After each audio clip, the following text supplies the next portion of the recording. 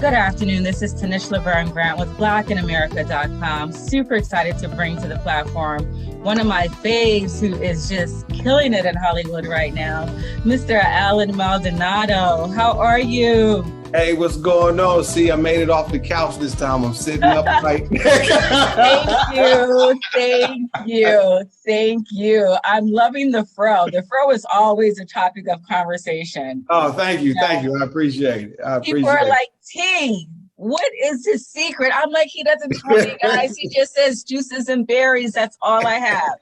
That is all I have. It's a blessing, I tell you that. Just wash and go. Yes, wash and go. Okay, so the Wonder Years. Wow. This is huge, Alan, because we all grew up on the Wonder Years. We all love the Wonder Years.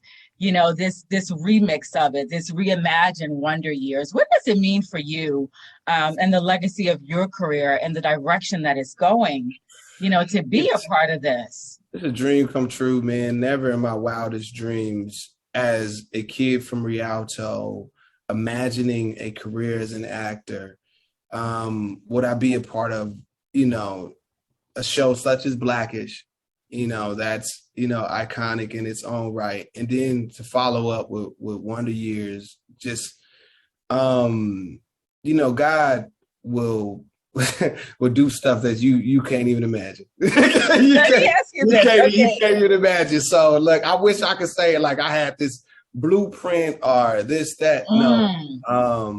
You know, it's just letting go and letting God, and this is what this whole moment in my career is. So I'm very privileged. Well, here's the thing, you know, God also meets preparation. Yeah. You know, so I mean, you're not a stranger. You know, people need to understand that you've been working towards this, you know, also that, you know, you've been, since you were at high school, I think the last time we had a conversation, you were talking about 17, your career started when you were like 17. Yeah, 17. It's been 20 years, man. It's been 20 years in pursuit of this dream. I wouldn't change it at all. I've grown as a person and as a man in this business, which is crazy. Thinking about it now, like I've been in this business longer than I wasn't. Wow.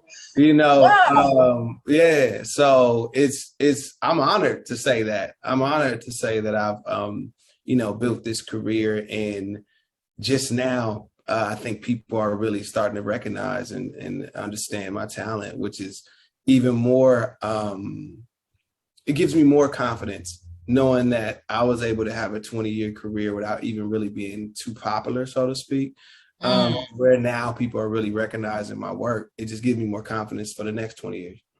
You know, what are your thoughts about the misnomers of fame and celebrity? What do you mean? What do you mean by that? Just in terms of, you know, people think that, you know, because you're famous, you know, and because you're a celebrity, that all of a sudden your problems are just going to be like wiped away.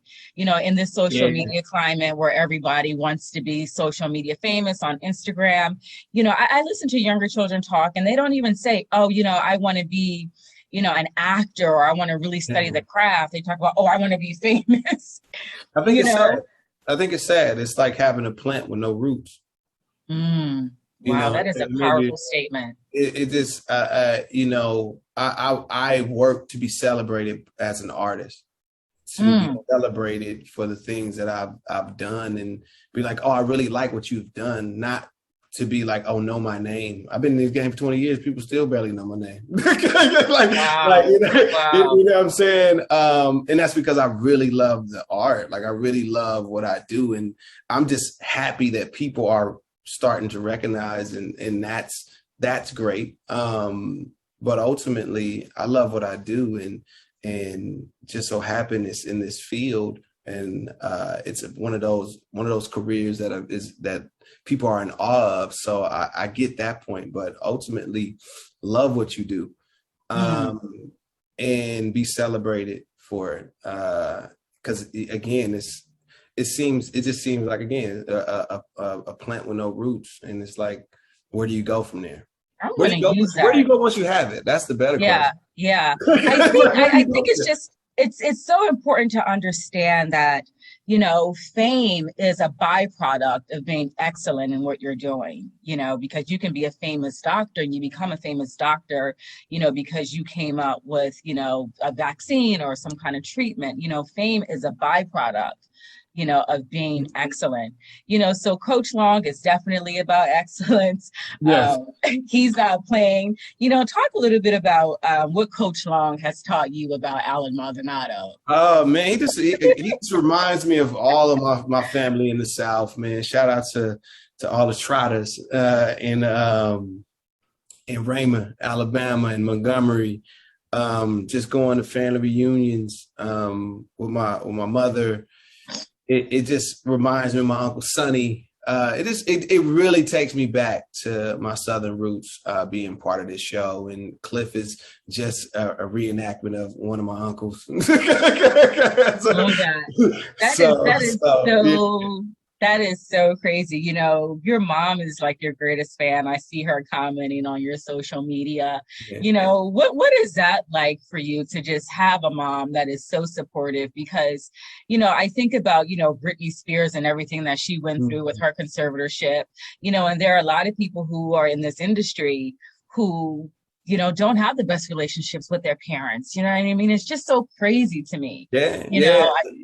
I'll say this, like my mom put me in my first acting class when we didn't have nothing, and understanding that as an adult now and what she must have had to do to come up with the money or whatever, like she's always, my biggest investor.